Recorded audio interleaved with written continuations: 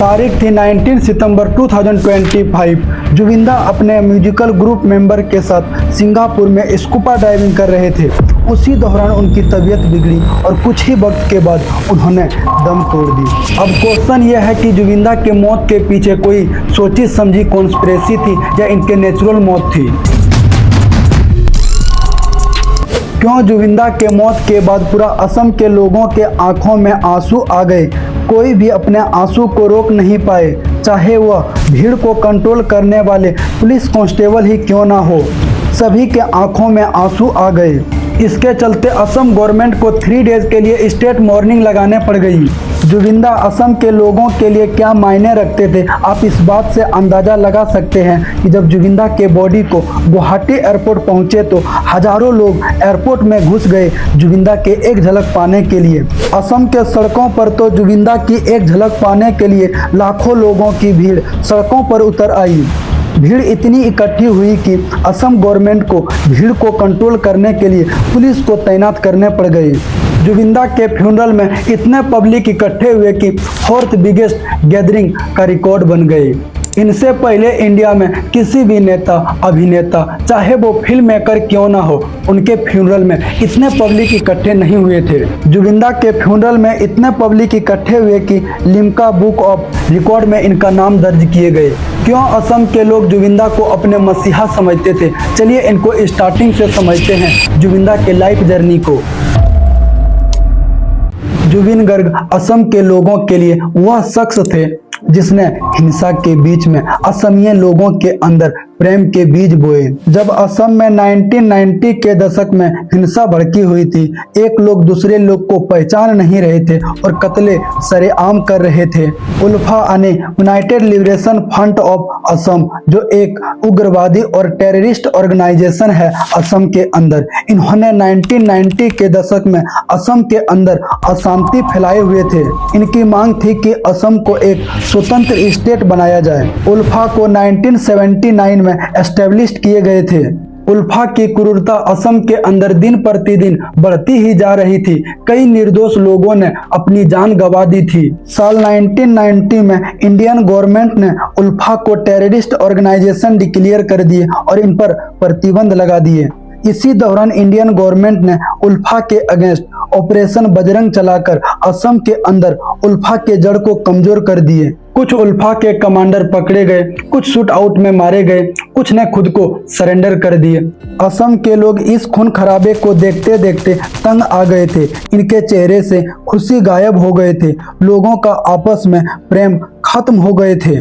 तभी जुविंदा इन लोगों के जिंदगी में एक रोशनी बनकर आए। साल 1992 में जुविंदा ने अपना पहला गाना असमिया एल्बम अनामिका को रिलीज किया। यह लोगों को अच्छे लगे, जिसके बाद जुविंदा ने बैक टू बैक असम के कल्चर के ऊपर गाने बनाने लगे और देखते ही देखते जुविंदा असम के लोगों के दिलों पर राज करने लगे। इनके गाने असम के अंदर खेत खलियान से लेकर हर वो छोटे बड़े फेस्टिवल में बजने लगे। असम और बंगाल के लैंग्वेज काफी ज्यादा मिलते जुलते हैं। जुविंदा ने बंगाली में भी कई गाने गाए थे, जिसके बाद जुविंदा को असम और बंगाल के लोग रॉक स्टार के नाम से बुलाते थे। जुविंदा सिर्फ एक सिंगर ही नहीं थे, यह एक music composer, song writer, film maker, director और एक एक्टर भी थे।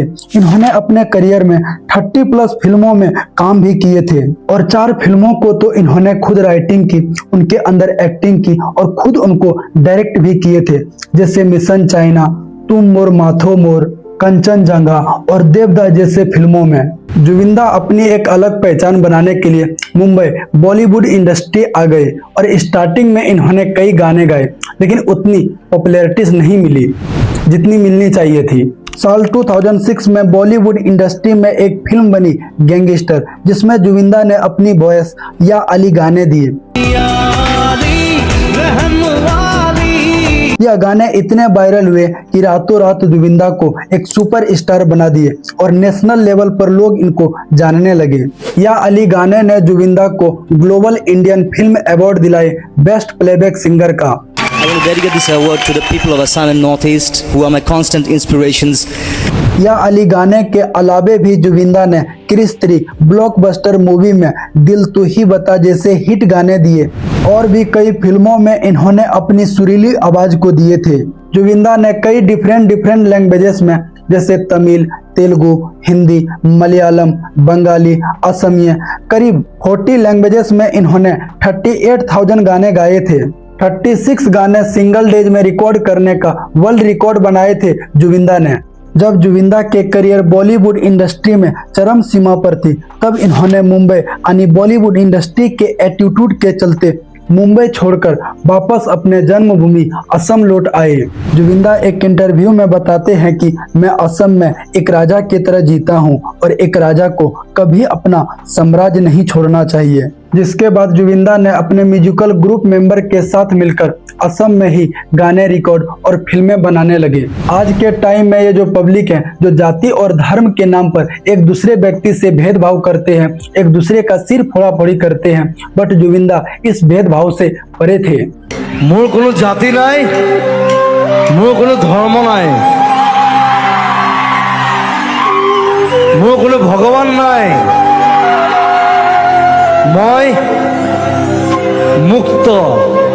उल्फा ने 2013 में जुबिंदा के मैनेजर को कॉल करके धमकी दी कि कहो कि जुबिंदा को बिहू फेस्टिवल में हिंदी गाना ना गाए, यह हमारे कल्चर को डिस्ट्रॉय करती है। जब जुबिंदा के मैनेजर ने यह बात जुबिंदा को बताए तो जुबिंदा ने कहे वो होते कौन है डिसाइड करने वाले कि हम कौन सा गाना गाएंगे और कौन सा गाना नहीं गाएंगे। जुबिंदा उल्फा के अगेंस्ट जाकर बिहू फेस्टिवल में हिंदी गाने या अली समेत कई और गाने गाए। उल्फा के धमकी के बाद असम गवर्नमेंट ने जुबिंदा को पर्सनल सिक्योरिटी देने लगे। पहले तो जुबिंदा लेने से मना कर दिए, कहे कि हम पर्सनल सिक्योरिटी से ज्यादा सेफ पब्लिक के बीच में करते हैं, लेकिन बाद में समझाने के बाद इन्होंने 2 सिक्योरिटी लेने के लिए मान गए। बाद में उल्फा ने जुबिंदा को कहे यह हमारे ब्रदर जैसे हैं।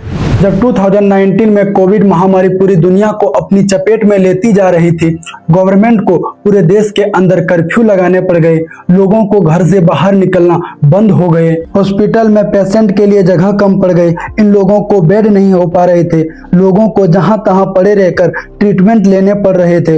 इतने लोग इस कोविड महामारी में इफेक्टेड हुए थे। जुबिंदा ने जब हॉस्पिटलों की ऐसी हालात देखी कि पेशेंट इधर उधर पड़े रहकर ट्रीटमेंट ले रहे हैं तो इन्होंने क्या किए, अपनी 2 मंजिला मकान को असम गवर्नमेंट को दे दिए कोविड केयर सेंटर बनाने के लिए, ताकि हमारे स्टेट की पब्लिक अच्छे से ट्रीटमेंट करा सके। और जो जुबिंदा से बन पड़ते थे वह उस तरह से जरूरतमंद लोगों को फाइनेंशियली या जैसे बन पड़ते थे उसकी मदद करते थे। जब सेंट्रल गवर्नमेंट ने CAA citizenship amendment act bill pass किए जो 2014 से पहले इंडिया में फॉरेन यानी बांग्लादेश, पाकिस्तान, अफगानिस्तान से आए हुए सिटीजन है उनको सिटीजनशिप प्रदान करते हैं, यानी उनको इंडियन सिविलियंस माने जाएंगे। इस एक्ट को लेकर देश के कई जगह प्रोटेस्ट स्टार्ट हो गए और असम में भी इसको लेकर प्रोटेस्ट स्टार्ट हो गए। जुबिंदा असम के लोगों के साथ खड़े होकर गवर्नमेंट के इस एक्ट का विरोध करने लगे और कहे कि हम इस एक्ट को असम के अंदर लागू नहीं होने देंगे। यहाँ से इनकी पॉपुलैरिटी और बढ़ी और लोग इनको अपने मसीहा के तौर पर देखने लगे जो गवर्नमेंट से भी टकराने में डरते नहीं थे।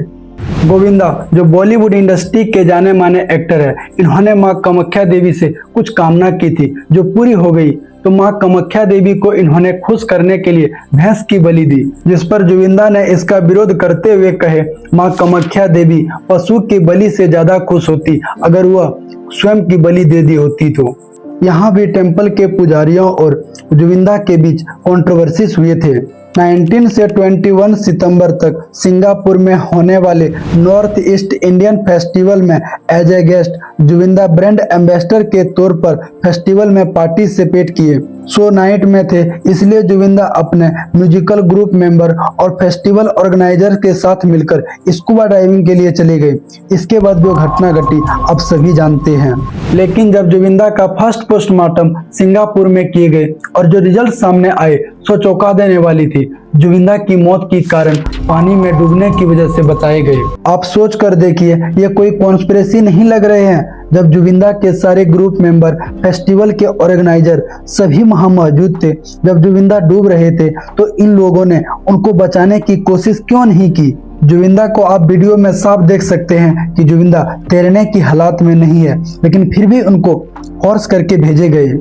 सिद्धार्थ शर्मा जो जुबिंदा के मैनेजर थे, इन पर एलिगेशंस है कि इन्होंने जुबिंदा को रात भर शराब पिलाई, फिर इनको स्कूबा ड्राइविंग के लिए लेकर गए। जुबिंदा के बैंडमेट शेखर गोस्वामी ने मैनेजर सिद्धार्थ शर्मा और फेस्टिवल ऑर्गेनाइजर श्याम कानू महंता पर एलिगेशंस लगाए कि इन लोगों ने जुबिंदा को जहर देकर मारे हैं, और इस बात की भी जिक्र की कि ओट का कंट्रोल मैनेजर के हाथ में थे। जब जुबिंदा डूब रहे थे तो कुछ लोग उनको बचाने के लिए जा रहे थे, लेकिन मैनेजर ने उन सबको मना कर दिए और कहे जावे दो, यानी उनको डूबने दो, डूबने दो। जुबिंदा की डेड बॉडी जब गुवाहाटी एयरपोर्ट पर उतरी तो लाखों लोगों की सैलाब सड़कों पर उतर आई जुबिंदा की एक झलक पाने के लिए। लोगों की संख्या देखते ही देखते इतनी बढ़ गई कि असम गवर्नमेंट को पुलिस तैनात करने पड़ गए इनको कंट्रोल करने के लिए। जुबिंदा के परिजनों का कहना है कि फर्स्ट ऑटोप्सी की रिपोर्ट के साथ छेड़छाड़ किए गए हैं। इन लोगों का मांग है कि सेकेंड ऑटोप्सी किए जाए। लोगों की बढ़ती गुस्सा और परिजनों के मांग पर असम के चीफ मिनिस्टर हेमंत बिस्वा शर्मा ने जुबिंदा के बॉडी को GMCH Guwahati medical college and hospital भेज दिए सेकेंड ऑटोप्सी के लिए, और साथ में इस केस को CID के हाथों सौंप दिए अच्छे से इन्वेस्टिगेशंस करने के लिए। CID ने इस केस के सिलसिले में मैनेजर सिद्धार्थ शर्मा और फेस्टिवल ऑर्गेनाइजर सहित जुबिंदा के ग्रुप मेंबर के कई और लोगों को अरेस्ट किए हैं और इन लोगों से पूछताछ किए जा रहे हैं। जब इन लोगों को कोर्ट में पेश करने के लिए ले जा रहे थे तो जुबिंदा के चाहने वालों ने सड़कों पर प्रोटेस्ट करने लगे, कहे कि इन अपराधियों को हमारे हाथों में सौंप दें। इन लोगों ने गाड़ियां जलाने लगी और वायलेंस करने लगे, जिसके बाद पुलिस ने इन लोगों को कंट्रोल करने के लिए लाठीचार्ज करके इन लोगों को शांत किए।